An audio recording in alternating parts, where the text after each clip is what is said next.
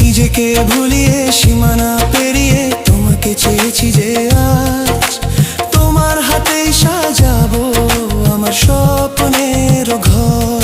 আমি তোমার প্রেমে পড়ে দুনিয়া ভুলে গেছি।